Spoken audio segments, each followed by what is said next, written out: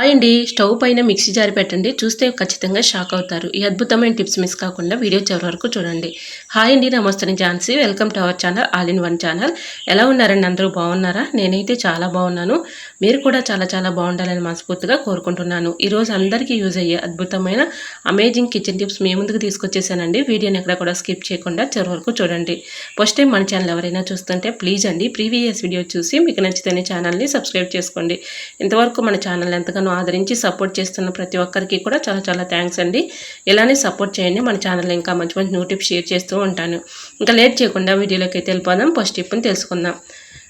ఒక బాటిల్ తీసుకొని నేను వీడియోలో చూపించినట్లుగా ఇలా కట్ చేసుకోవాలండి. చాకును కొంచెం హీట్ చేసేసుకొని స్టవ్ పైన ఇలా కట్ చేసుకున్నాం అనుకోండి, చక్కగా ఈజీగా కట్ అయిపోతుంది. తర్వాత కింద పార్ట్కి అయితే మనం ఈ విధంగా ఒక హోల్ అయితే పెట్టుకోవాలండి. ఈ విధంగా హోల్ పెట్టుకునే ముందు పైన ఎక్కువగా ఉంది కాబట్టి నేను కొంచెం కట్ చేసుకున్నానండి బాటిల్ని. ఇది చక్కగా యూజ్ అవుతుంది. ఎందుకు అనుకుంటున్నారా?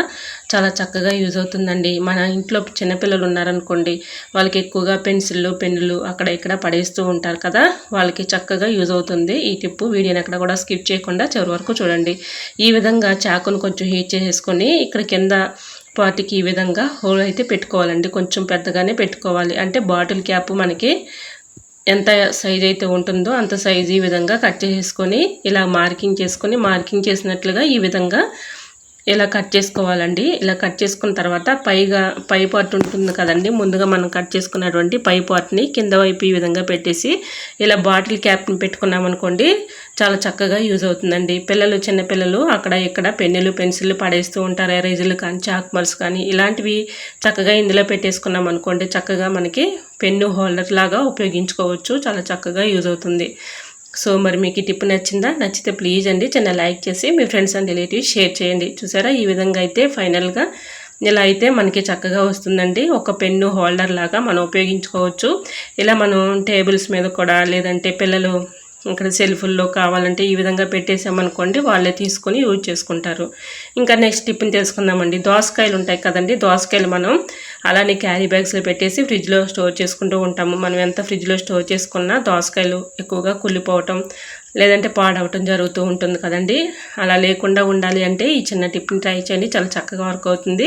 మనం ఎక్కువగా క్యారీ బ్యాగ్స్లో అయితే కూరగాయలు పెట్టకూడదండి, ఎందుకంటే తేమ తగిలి త్వరగా కుళ్ళిపోతూ ఉంటాయి. అటువంటి ఇబ్బంది లేకుండా ఇలా ట్రై చేయండి. దోసకాయలని ఈ విధంగా పేపర్ రోల్ చేసేసి ఇలా క్యారీ బ్యాగ్స్లో పెట్టేసి ఫ్రిడ్జ్లో పెట్టుకున్నాం అనుకోండి, మనకి ఎన్ని రోజులు ఉన్నా కూడా పాడవకుండా ఉంటాయండి. ఇలా న్యూస్ పేపరు దోసకాయకి ఇలాగా రోల్ చేసుకోవటం వల్ల యూజ్ ఏంటంటే, ఒకవేళ తేమ ఉన్నా కూడా న్యూస్ పేపర్ రోల్ చేయడం వల్ల తేమ న్యూస్ పేపర్ పీల్చుకుంటుంది కాబట్టి మనకి పాడవకుండా ఎక్కువ రోజు స్టోర్ ఉంటాయి. ట్రై చేయండి. మరొక యూస్ఫుల్ టిప్ తెలుసుకునే ముందు చిన్న రిక్వెస్ట్ అండి. ఫస్ట్ టైం మన ఛానల్ ఎవరైనా చూస్తుంటే ప్లీజ్ అండి ప్రీవియస్ వీడియో చూసి మీకు నచ్చితే ఛానల్ని సబ్స్క్రైబ్ చేసుకోండి.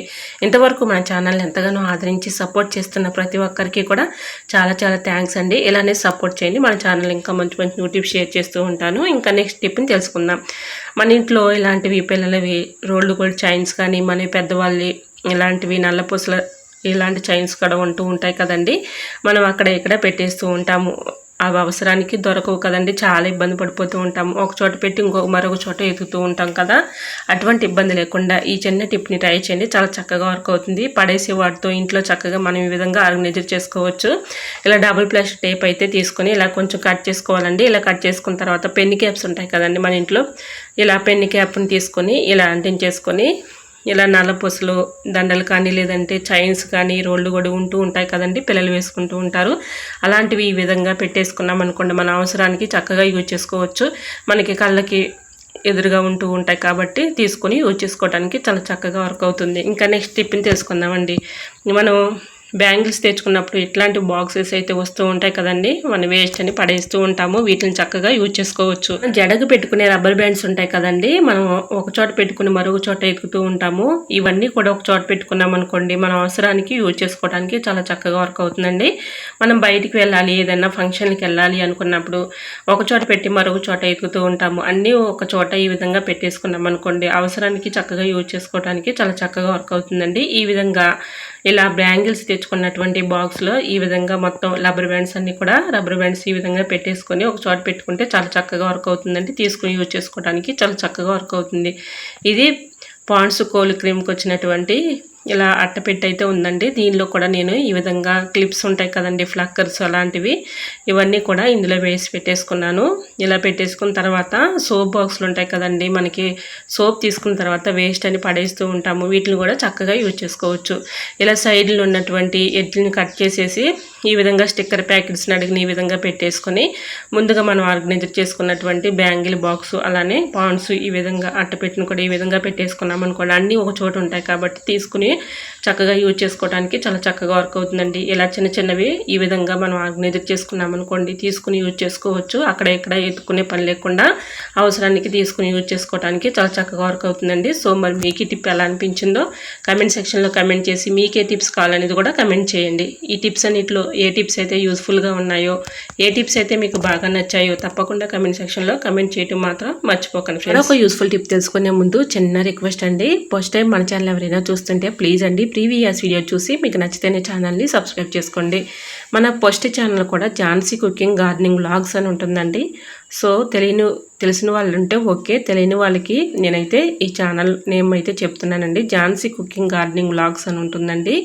ఒక సిస్టర్ కమెంట్ చేశారు మీ ఛానల్ నేమ్ చెప్పమని, వాళ్ళకి చెప్తున్నానండి. First channel Jhansi cooking gardening vlogs అని ఉంటుందండి. ఒకసారి ఇంట్రెస్ట్ ఉన్న వాళ్ళు చూడండి. దానిలో కూడా కొన్ని టిప్స్ అనేవి, కర్రీస్ అలానే గార్డెనింగ్ గురించి కొన్ని టిప్స్ అయితే ఉన్నాయండి. సో ఇంట్రెస్ట్ ఉన్న వాళ్ళు తప్పకుండా చూడండి. సో మరి ఈ విధంగా అయితే చక్కగా మనం ఇలా యూజ్ చేసుకోవచ్చండి, ఇలాంటి బాక్సెస్ పడేయకుండా. ఇంకా నెక్స్ట్ టిప్ని షేర్ చేస్తున్నానండి. ఈ టిప్ ఏం కాదు, ఒక కర్రీ రెసిపీని అయితే మీకు షేర్ చేస్తున్నాను. బెండకాయ ఎండి చేపల కర్రీ ఎప్పుడైనా తిన్నారండి? నాకైతే చాలా ఇష్టం అండి. మీలో ఎవరికైనా ఇష్టమైతే కమెంట్ సెక్షన్లో కమెంట్ చేయండి ఫ్రెండ్స్. ఇలా ఎండి చేపలు బెండకాయ ఏంటా అని చూస్తున్నారండి ఆశ్చర్యంగా, చాలా బాగుంటుందండి. ఒకసారి టేస్ట్ చేయండి, చాలా బాగుంటుంది. ముందుగా ఎండి చేపలు ఇలా హాట్ వాటర్లో కడిగేసుకొని పక్కన పెట్టేసుకోవాలి, క్లీన్ చేసుకొని. తర్వాత ఒక ఆనియన్ 2 పచ్చిమిర్చి కట్ చేసేసుకొని ఆనియన్స్ మగ్గిన తర్వాత ఇలాగా ఎండి చేపలు కూడా వేసుకుని ఎండి చేపలు కూడా బాగా వేయించేసిన తర్వాత బెండకాయ ముక్కలు వేసుకోవాలి. తగినంత ఉప్పు కారం పసుపు వేసేసుకున్న తర్వాత కొన్ని వాటర్ పోసుకొని బాగా ఇలాగ మరిగి అంటే కొంచెం మనం ఈ కర్రీని మగ్గించుకోవాలి. సిమ్లో పెట్టేసి, మరీ హైలో కాదు మరీ లో ఫ్లేమ్లో కాదు, మీడియంలో పెట్టేసి ఈ విధంగా మూత పెట్టి ఒక 10 నిమిషాలు ఉడికించిన తర్వాత చింతపండు గుజ్జుని ఈ విధంగా కొంచెం తగినంత తీసుకొని ఇలా చక్కగా చింతపండు పులుసు పోసుకున్నాం అనుకోండి, ఈ కర్రీ అయితే చాలా టేస్టీగా ఉంటుందండి. ఒకసారి మీరు కూడా టేస్ట్ చేయండి, చాలా బాగుంటుంది. టేస్ట్ అయితే ఇంకా మనం చెప్పాల్సిన అవసరం లేదండి, చాలా బాగుంటుంది. ఒకసారి తిన్న వాళ్ళు మళ్ళీ మళ్ళీ తినొచ్చండి, అంత టేస్టీగా ఉంటుంది. వేడివేడి అన్నంలో ఈ కర్రీ వేసుకుని తినండి, చాలా బాగుంటుంది. ఇంకా నెక్స్ట్ టిప్ని తెలుసుకుందాం. స్టవ్ పై మిక్సీ జార్ పెట్టండి, చూస్తే మీరే ఆశ్చర్యపోతారండి. థంబ్నెయిల్స్లో మీరు చూసే ఉంటారు కదండి. అవునండి, మీరు విన్నది కరెక్టే. ఇలా మిక్సీ జార్లో ఒక్కొక్కసారి మనం పొడి మసాలాలు పట్టాలి అనుకున్నప్పుడు క్లీన్ చేసి తేమ తుడిచినా కూడా ఎంతో కొంత తేమ అయితే ఉంటుందండి. ఈ విధంగా మనం చక్కగా స్టవ్ ఆన్ చేసుకొని కొంచెం మీడియం ఫ్లేమ్లో పెట్టుకొని మంటని ఈ విధంగా హీట్ చేసుకున్న తర్వాత పొడి మసాలాలు పట్టుకున్నాం అనుకోండి, మనం నాన్ వెజ్లో వేసుకునేటప్పుడు ఇలా పొడి మసాలాలు ఎక్కువ రోజులు నిల్వ ఉండేటట్లుగా మనం పట్టుకుంటూ ఉంటాం కదండి. ఇలా నిల్వ ఉండటానికి ముందుగా మిక్సీ జార్ని కొంచెం హీట్ చేసేసుకొని తర్వాత మనం పొడి మసాలాలు పట్టుకున్నాం అనుకోండి, ఎటువంటి ఇబ్బంది అయితే ఉండదండి. ఎక్కువ రోజులు మనకి ఇలా పొడి మసాలా కూడా నిల్వ ఉంటుంది. సో మరి మీకు ఈ టిప్ నచ్చిందా? నచ్చితే ప్లీజ్ అండి చిన్న లైక్ చేసి మీ ఫ్రెండ్స్ అండ్ రిలేటివ్స్ షేర్ చేయండి. ఈ టిప్స్ అన్నిటిలో ఏ టిప్స్ అయితే యూస్ఫుల్గా ఉన్నాయో, ఏ టిప్స్ అయితే మీకు బాగా నచ్చాయో ప్లీజ్ అండి కమెంట్ సెక్షన్ ద్వారా చిన్న కమెంట్ చేయండి ఫ్రెండ్స్. ఓకేనండి, మరికొన్ని టిప్స్తో మళ్ళీ మీ ముందుకు వచ్చేస్తాను. అంతవరకు బాయ్. అందరూ బాగుండాలి, అందరూ నేను ఉండాలని ఆశిస్తూ నేను మీ Jhansi. Thanks for watching. Bye bye.